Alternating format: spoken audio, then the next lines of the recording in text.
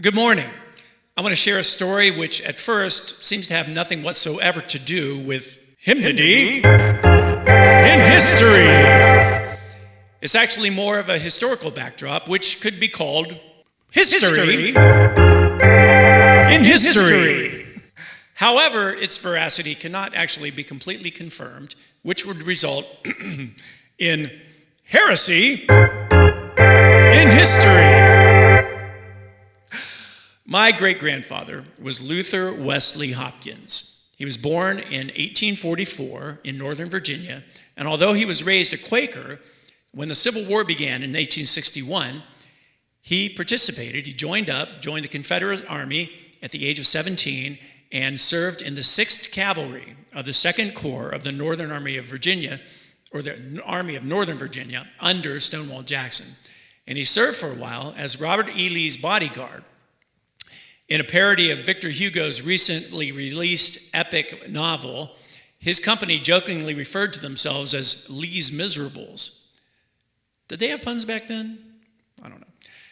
So, great-grandpappy survived the war, and although he saw plenty of action and he was captured twice, and at the end of the war in 1865, he settled in Baltimore, where his involvement later in his life with a local Methodist Episcopal church on the near north side resulted in the church honoring him by dedicating a memorial window in his name.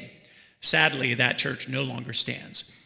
Meanwhile, in 1865, the same year the war ended, in Monument Street Methodist Episcopal Church, also on the near north side of Baltimore, the pastor was in the midst of a lengthy prayer, droning on and on. And in the choir, a widow named Elvina Hall found her mind was wandering, and she was sort of meditating on the glories of the cross. And she found words coming to her, and she scrawled them down on the only paper she could find, which was the back flyleaf of her hymnal. At the same time, the organ was being repaired and had been removed to the home of John P. Grape, a coal merchant, who was also the church's organist.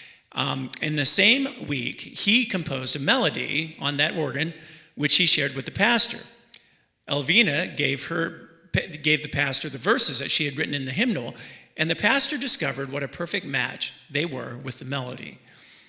John Grape and Elvina Hall worked together to fine-tune and complete their hymn, and they sent it off to be published. And their collaboration became one of the best-loved hymns, and Jesus Paid It All remains a favorite to this day.